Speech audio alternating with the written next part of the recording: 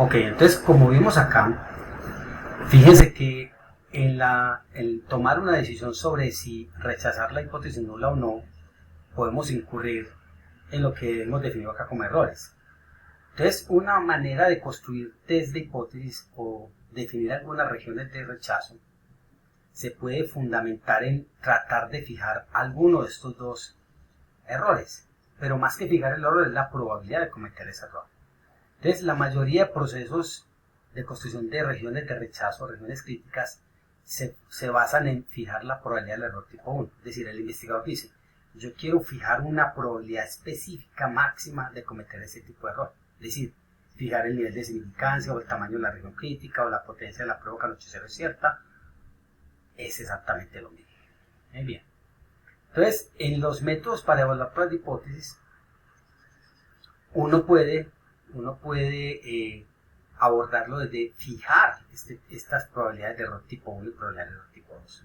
A la probabilidad de error tipo 1 la vamos a denotar alfa, lo usual, y a la probabilidad de error tipo 2, beta. Pero aquí hay un lío con el beta porque ese beta también lo usamos para la función de potencia. Entonces hay que tener cuidado con eso.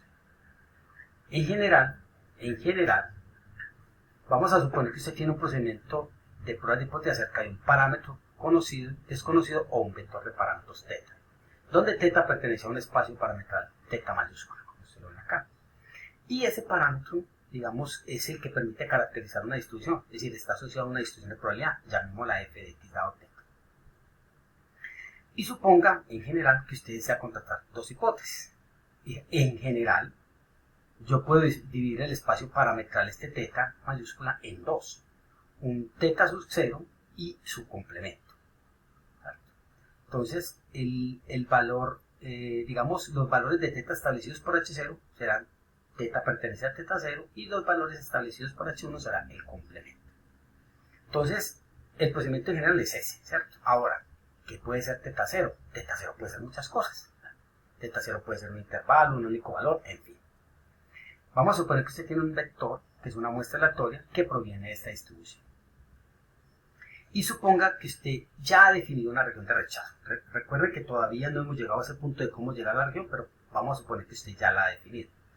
De manera que usted va a rechazar la hipótesis nula si su muestra pertenece a esa región de rechazo. Ese es el procedimiento general. La función de potencia de la prueba, entonces, ¿por qué está definida? Por la probabilidad de que esta X pertenezca a C. ¿Cierto? Pero miren que ya podemos definirla más general. Si teta está en teta 0 y yo rechazo, eso es un error, el error de tipo 1. Por lo tanto, la función de potencia será la probabilidad de error tipo 1. Pero si teta no pertenece a teta 0 mayúscula, es decir, si la hipótesis nula no es cierta, entonces la función de potencia será 1 menos la probabilidad de error tipo 2. Esa es una manera, digamos, contextualizada, más general, de calcular la función de potencia. Entonces, ¿qué es la función de potencia? Es la probabilidad de error tipo 1 cuando estoy bajo H0. Y es 1 menos la probabilidad de error tipo 2 cuando estoy bajo H1. O sea, la hipótesis alternativa. Eso es una manera más elegante de definir la función de potencia. Por eso en los gráficos que veíamos ahorita, hacíamos énfasis en esto. En que, pero esta mejor esta por aquí, me gusta más. Esta, por ejemplo. Fíjense que H0 sería de este 75 a la izquierda y de 75 mayor a 75 sería H1. Entonces, este pedazo que usted ve acá es la probabilidad de error tipo 1 y lo que usted ve para acá es 1 menos la probabilidad de error tipo 2. Es básicamente como la manera de verlo a nivel esquemático. ¿Qué es la probabilidad de error tipo 1 entonces? Miren, la probabilidad de error tipo 1 es la probabilidad de rechazar la hipótesis nula sabiendo que es cierta. ¿Cómo se escribe eso? La probabilidad de que la muestra pertenezca a tu región de rechazo dado que tu parámetro pertenece a teta 0 mayúscula. ¿Qué es la probabilidad de error tipo 2? Es la probabilidad de no rechazar, es decir, de que tu muestra no esté en ese espacio, sabiendo que teta estaba por fuera de tu espacio. Es decir, probabilidad de que x no pertenezca a C significa no rechazar, sabiendo que teta pertenece al complemento de teta 0, es decir, deberías de haber rechazado. Acá es una función de potencia ideal, donde el error de tipo 1 es 0 y donde la probabilidad de rechazar la hipótesis nula, sabiendo que es falsa, es 1. Es decir, 1 menos la probabilidad de error tipo 2 sería 1. O sea, una función de potencia ideal es que es 0 cuando θ está en θ0 y es 1 cuando θ no está en θ0. Obviamente eso no va a ocurrir, ¿cierto? Eso no va a ocurrir porque en la práctica, pues, eso es supuesto ideal. Lo que sí podemos es lograr que cuando esté en θ0, cuando θ esté en θ0, la probabilidad sea pequeña, y cuando no esté en θ0, esa potencia sea grande, ¿sí? La potencia sea grande. Un buen test es aquel que tiene función de potencia cercana a 0 cuando θ está en θ0 y cercana a 1 cuando θ no está en θ0. Esa es la ideal. Ahora, lograrlas puede ser complicado porque ya vimos que para lograr eso necesito tamaños de muestra apreciables, ¿eh? Y a veces no los tengo. Vamos con otro ejemplo. Vamos a suponer que usted tiene una muestra aleatoria de una Bernoulli con parámetro θ. Usualmente lo llamamos P, pero vamos a llamarlo aquí T.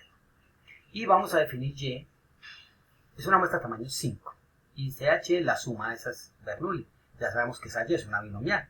Ya eso lo hemos visto. ¿Cierto? La suma de Bernoulli independientes con el mismo parámetro es una binomial.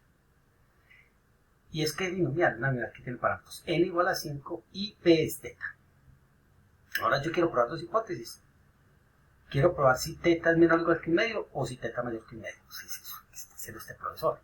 Es muy simple. Yo quiero saber, por ejemplo, si esto representara la cantidad de votantes a favor de un candidato, θ es la probabilidad de que estén a favor de ese candidato. Entonces yo quiero saber si θ es 50% menos o si más del 50% está a favor del candidato. Esas son las hipótesis. Y me dice que haya la función de potencia bajo dos regiones de rechazo. Es decir, me proponen dos regiones de rechazo. Dos. ¿De dónde salieron? No se preocupen todavía por eso. Después vamos a llegar a ese punto. Ya les voy a contar cómo llegamos a ese punto. Pero por ahora, supongamos que yo fui capaz de recrear una región de rechazo y que la tengo aquí. La primera es, voy a rechazar la hipótesis nula si esa Y que acabo de definir ahí es igual a 5. Parece muy estricto. ¿Eso qué significa? Que todos estaban a favor, por decir algo. O sea, los 5 a los que le pregunté, todos dijeron que sí. Eso es lo que quiere decir Y igual a 5. Recuerda que esta Y es el número de éxito, es decir, el número de variables que toman el valor 1. Si X y Y representa 1 si estoy a favor de un candidato y 0 si no, entonces decir Y igual a 5 es que todos dijeron que sí.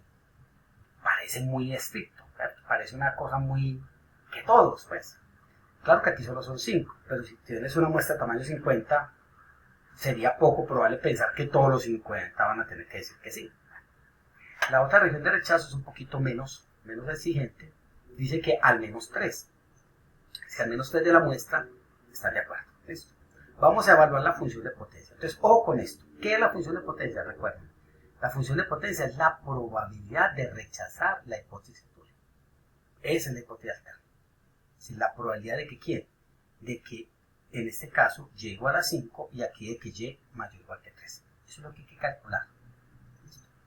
Del enunciado se tiene el espacio parametral. Recuerden que θ es una probabilidad de éxito. Entonces θ está entre 0 y 1. Ese es su espacio parametral. Además, la región de rechazo es esta.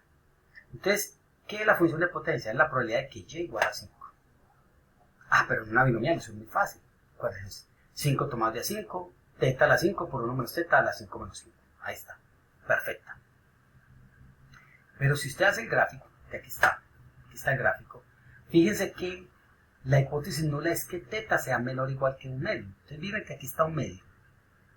Y recuerden que voy a calcular la potencia, el nivel de significancia sería el máximo valor de esa potencia en este rango, o sea, de aquí para acá.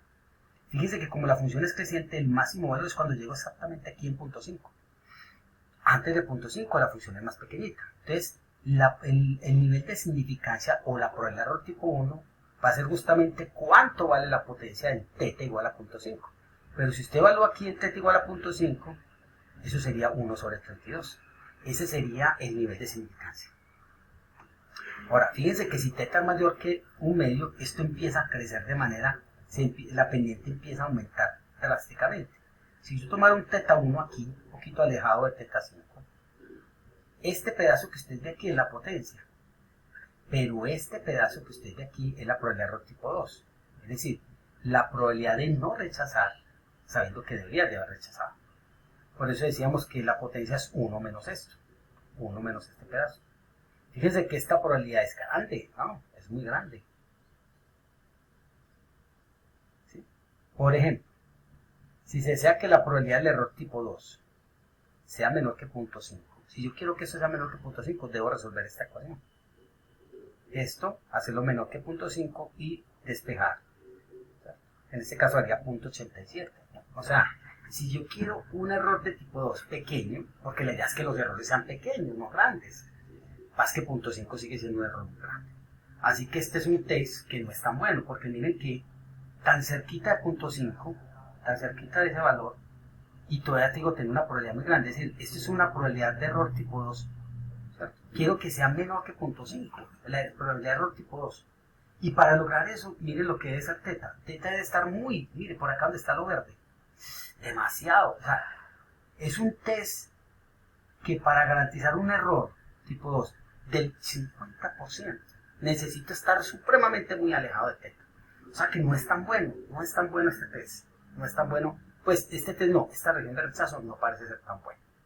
Vamos a mirar la otra, qué oportunidad tiene. Aquí debo hacer lo mismo, ¿cierto? La probabilidad de que y sea mayor o igual que 3. Ya ustedes lo calculan como la probabilidad en 3 más la en 4 más la en 5. Es lo que ustedes ven aquí. Ahora, en este caso, cuando yo vea la gráfica, fíjense que la gráfica cambia un poquito. Si yo me pongo en punto 5, tengo que evaluar esto en punto 5, ¿cierto? Evaluar esta probabilidad en punto 5. Entonces sería un medio a la 2, por un medio a la 3, un medio a la 5, 10 veces un medio a la 5, más 5 veces un medio a la 5, más un medio a la 5, o sea, 10, 15, 16 sobre un medio. Entonces, esta probabilidad en teta igual a un medio es un medio, muy grande, ¿cierto? La probabilidad de cometer error tipo 1, la máxima probabilidad, por la forma de la gráfica, sería 0.5, es un error demasiado grande. Es decir, que usted se equivoca el 50% de las veces cuando rechaza una hipótesis, sabiendo que era buena. Tampoco es un buen síntoma. ¿Y saben por qué pasa esto? Porque es que tengo una muestra de tamaño 5. Es una muestra muy pequeña. Entonces realmente generar funciones de potencia de buena calidad con muestras tan pequeñas tampoco ayuda. Miren, logro que la probabilidad de error tipo 2 sea muy pequeña, pero la probabilidad de error tipo 1 está disparada. Tampoco está tan buena. Entonces, tampoco es una muy buena región de rechazo, esta que está acá. Y repito, una de las razones se debe a que tengo una muestra muy pequeña, una muestra de tamaño 5. Entonces, la elección de la región crítica es un aspecto clave. Te repito, yo puedo fijar el error tipo 1 y tratar de construir una buena región crítica. Eso es un buen criterio. O puedo fijar ambos, el error tipo 1 y el error tipo 2, y obtener no solamente una buena región crítica, sino además un buen tamaño de muestra. Hacer esas dos cosas al tiempo es un proceso muy tedioso y puede que computacionalmente sea un reto. Entonces, una manera de enfrentar ese problema, de cómo elegir buenas regiones de rechazo, es a través de fijar, que llamamos aquí, esta probabilidad. Entonces, la mayoría de procesos de inferencia estadística, de construcción de regiones críticas, se basa en fijar el error tipo 1. Pero eso tiene sus condiciones, ¿cierto? Porque dependiendo de cómo sea su hipótesis, dependiendo de cómo sea esta hipótesis, a veces puede no ser tan fácil resolver esta ecuación.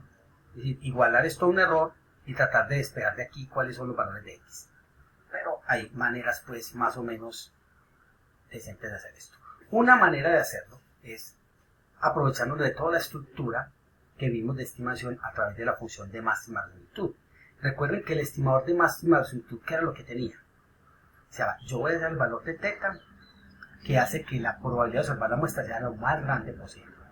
Entonces, los test de razón de verosimilitud tienen la particularidad de que pueden permitirme construir un procedimiento donde yo utilice el criterio de maximizar la probabilidad de ocurrencia de una muestra, pero lo ponga digamos, en el modo de decir cuál es el valor de teta que está más acorde con la muestra.